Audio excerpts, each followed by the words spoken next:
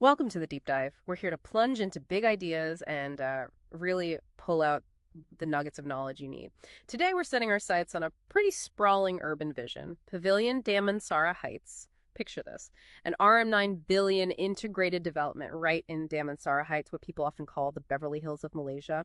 It's been painted as this self-contained cosmopolis, promising the absolute pinnacle of urban living where everything is supposedly merely a lift button away. So our mission on this deep dive, using all the articles, research, and notes you've shared with us, is to cut through some of that marketing hype.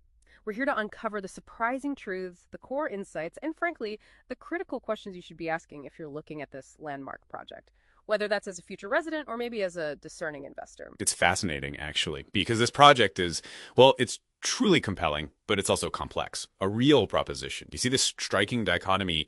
On one hand, immense strengths. On the other, some significant, quite tangible risks. And behind it all, a real powerhouse joint venture. You've got Malaysia's luxury retail titan, Pavilion Group, working with the Canada Pension Plan Investment Board, CPPIB. They hold a 49% stake. So this isn't just any developer team. It's a serious statement of intent. Right, so that's the grand vision, that cosmopolis dream they're selling. But as we start to dig into the details, how well does that vision actually hold up on the ground? We're going to explore whether it's hard assets, things like the prime location, the strong branding, the transit links, do they really match up with the soft assets? Like the actual livability, the community vibrancy, how smoothly things run day to day, and what does all this actually mean for your decision? Let's start unpacking it.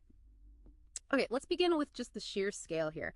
Pavilion Damansara Heights. We're talking a freehold integrated development spanning somewhere between 15.84 and 16 acres, prime land in Damansara Heights, and the gross development value, the GDV, a staggering RM9 billion. This is not just a few towers, it's a massive undertaking.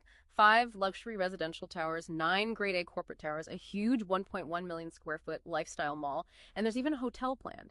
It really is meant to be a city within a city, at least in theory. And it's not all happening at once. It's being rolled out in 2 distinct phases. Phase 1 covers about 9.57 acres. That's already partly up and running. It includes 3 residential towers, Windsor, Regent, and Crown Suites, plus 7 corporate towers and the initial mall podium. That actually opened back in October 2023 and reportedly hit around 80% occupancy, at least initially for the retail. Then you have Phase 2, on the other 6.34 acres, that's slated to add 2 more residential towers, Imperial and Royal Suites, another corporate tower, and an expansion of the mall. Now, something we noticed when looking through the timelines, something that might genuinely surprise, maybe even concern a potential buyer or investor eyeing the residential side.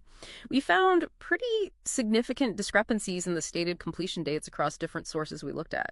The dates seem to range quite widely, from as early as Q4 2022 all the way up to Q1 2025 for some residential parts. What does that kind of inconsistency usually signal? Well, that kind of variation in projected completion, especially for major residential blocks, it often hints at maybe some underlying project management challenges, or perhaps shifts in the development strategy along the way.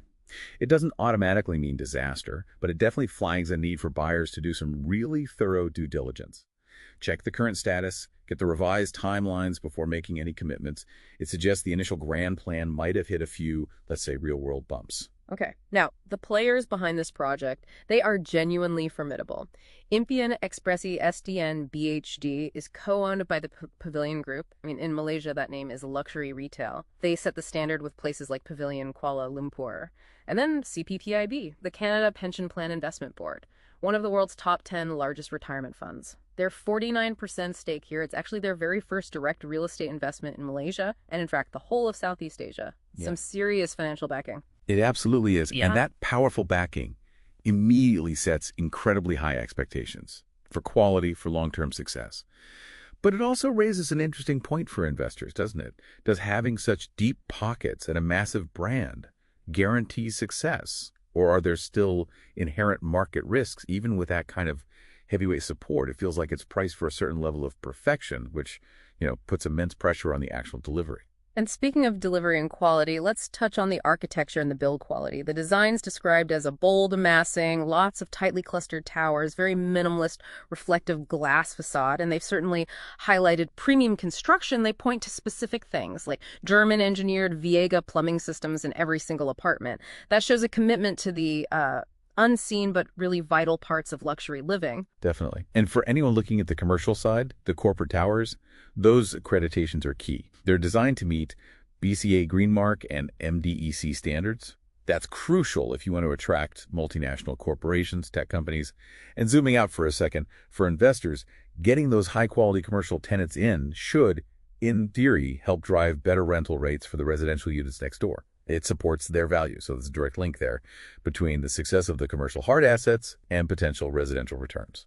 Okay, so we have the grand scale, the corporate vision. Let's pivot now to what it actually means to live there. What's the reality of the residential experience inside this supposed cosmopolis? Right, so focusing on phase one, the residential towers offer a kind of spectrum of luxury. You've got Windsor Suites, R1, and Regent Suites, R2.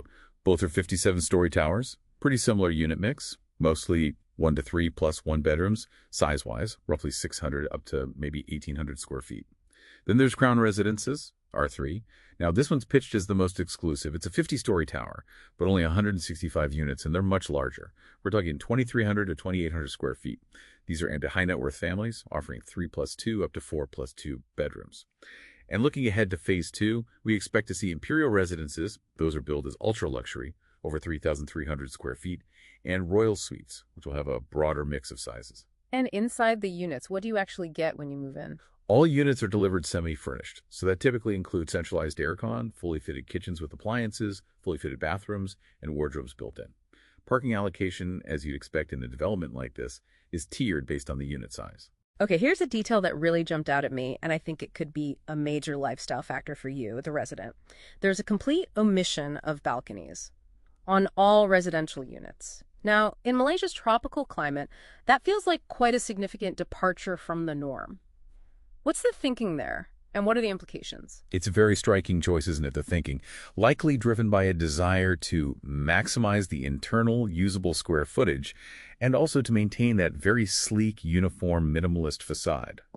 But the implications are quite profound, I think. For residents, well, it completely eliminates that private outdoor space. No spot for fresh air, a small container garden, maybe even just drying clothes naturally. It strongly signals a very specific type of urban living, almost a lock-and-lease style, more akin to a luxury hotel suite than a traditional family home.